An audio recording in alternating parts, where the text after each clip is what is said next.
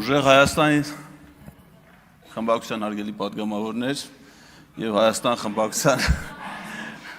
պատգամավորներ, ովքեր հետևում են մեզ նաեւ այլ հարթակներից, ես եւ նաեւ մեր նիստին աշխատանքներին հետևող քաղաքացիներ, նախ մինչեւ իմ ելույթի բումբովանդակության անցնելը ուզում եմ պաշտոնապես հայտնել, որ Տիկին Ագնեսա Խամոյանի կասկածները իբր պարոն Վարդևանյանի օգտին տրված քվեներ եղել են քյաբաբով տրված ընտրակաշառքներով անհիմն են, նման բան տեղի չի ունեցել, ընդ որում չի եղել քյաբաբի որևէ տեսակ ոչ տավարի, ոչ հավի, ոչ ռակի, եւ ասեմ ձեզ նաեւ, որ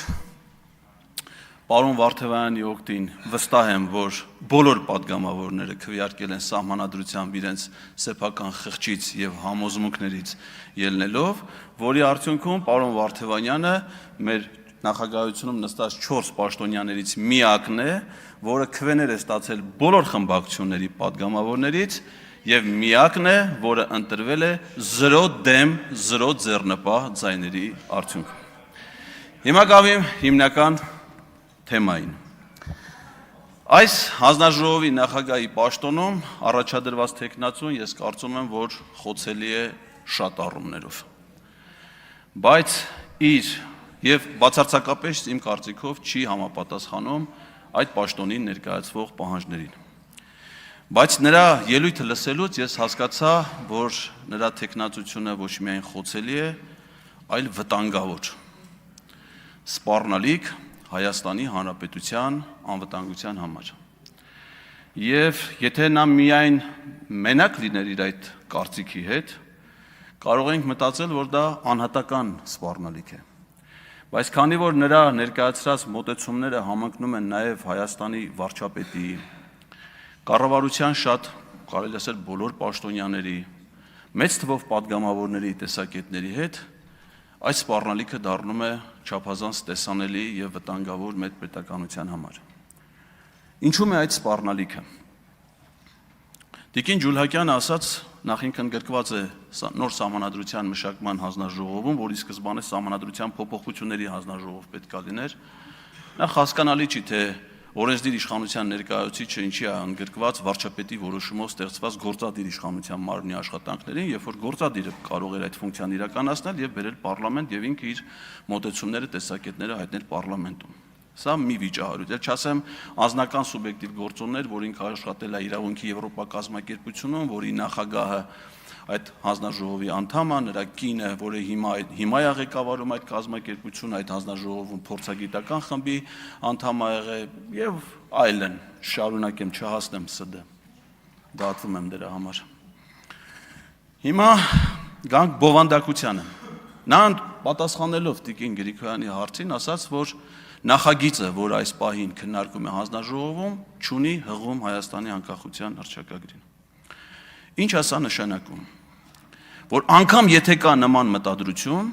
սա սպառնալիք է պետության գոյության համար։ Մեր մարմինը, որտեղ մենք ներկայացված ենք որպես պատգամավորներ, մենք կոչվում ենք Հայաստանի Հանրապետության ազգային ժողովի պատգամավորներ։ Հայաստանի Հանրապետությունը դա վերացական հասկացություն չի։ Դա պետական կազմավորում է, որը ստեղծվել է 1990 թվականի օգոստոսի 23-ի անկախության հռչակագրով։ Մեր պետությունը Հայաստանի Հանրապետություն կրճատ Հայաստան անվանումը ստացել է այդ փաստաթղթով։ Եվ անկախության հռչակագրի 12-րդ կետն ասում է, որ այս սույն հռչակագիրը հիմք է հանդիսանում Հայաստանի Հանրապետության նոր սահմանադրության ընդունման կամ սահմանադրության մեջ փոփոխություններ կատարելու, օրենսդրության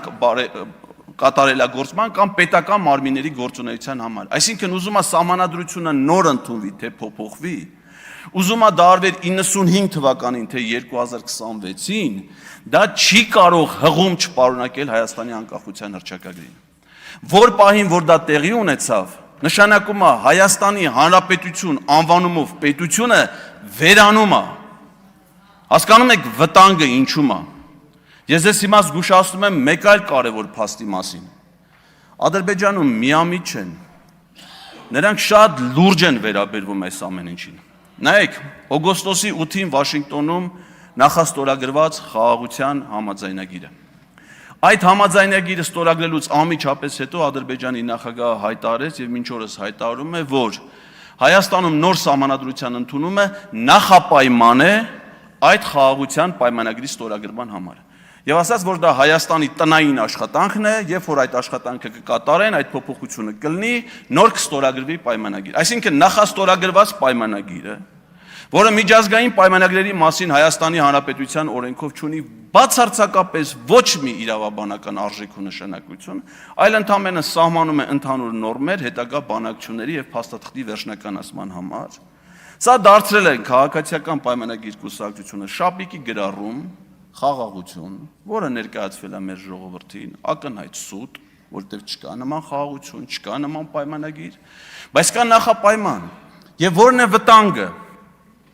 որ եթե Հայաստանը կատարի այդ նախապայմանը, իսկ հանձնաժողովի անդամ ասում է, որ իրանք պատրաստ են կատարելու այդ նախապայմանը, ապա ինչ է ասելու Իլհամ Ալիևը այդ նախապայմանը կատարելուց հետո։ Շատ պարզ մի բան։ Այն պետության արտաքին գործերի նախարար Արարատ Միրզոյանը,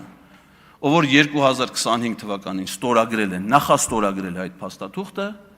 այդ պետությունը այլևս գոյություն չունի։ Հետևաբար նրա հետ այլևս ոչ մի նոր պայմանագիր կնքելու անհրաժեշտություն չկա։ Իսկ ինչ է լինում, երբ որ հայկական պետական կազմավորումը վերանում է, մենք այս իշխանությունների գործողությունների հետևանքով իրենց պաշտոնավարման շրջանում տեսել ենք 2023 թվականին, երբ վերացավ փաստացի Արցախի հանրապետություն պետական կազմավորումը։ Ինչ եղավ դրանից հետո, այդ տարածքների վրա հաստատվեց ադրբեջանական իշխանություն եւ բռնի տեղահանվեց այնտեղ բնակվող ողջ հայ բնակչությունը բացառապես էթնիկ պատկանելիության ձգտումով։ Նույն վտանգը սպառնում է մեր պետությանը։ Եթե դուք համաձայնեք ադրբեջանական այդ պայմանին եւ վերացնեք անկախության հռչակագիրը, որի մի փորձը կատարվեց 24 թվականին Հայաստանի եւ Ադրբեջանի սահմանային հանձնաժողովների կանոնակարգի վավերացման գործընթացում, ինչ Ադրբեջանին չգոհացրեց, ասաց, ոչ, չեք խափի դուք մեզ սահմանադրական դատանի որոշմամբ կամ ազգային ժողովի կողմից վավերացման, որի դեպ հայելային իրենց կողմից չի արվել ոչ մեկը։ Ադրբեջանի ՍԴՆ դա չի քննարկել, Ադրբեջանի խորհրդարանը դա չի վավերացրել։ Միայն նախագահն է վավերացրել եւ հրապարակել, ինչը պետք է արվեր նաեւ ստեղ, որտեղ մեր սահմանադրությամբ էլ ասում է, վավերացման ոչ ենթակա միջազգային պայմանագրերը ստորագրում եւ հրապարակում է հանրապետության նախագահը։ Այնտեղ դա է արվել, ստեղ էլ պիտի դա արվեր, Հրայր Թոմասյանի հատուկ կարծիք։ Եվ ինչ պիտի արվեր, ինչը արվելու, պետականությունը վերանալու է եւ այստեղ հաստատվելու է ադրբեջանական իշխանությունը։ Ադրբեջանցիները արդեն որոշել են այդ պետության անունը, դա իրենք անվանում են Արևմտյան Ադրբեջանի Հանրապետություն։ Ես խնդրում եմ ձեզ, զգույշ եղեք, խնդրում եմ, սա նաեւ ձեր անվտանգության խնդիրն է։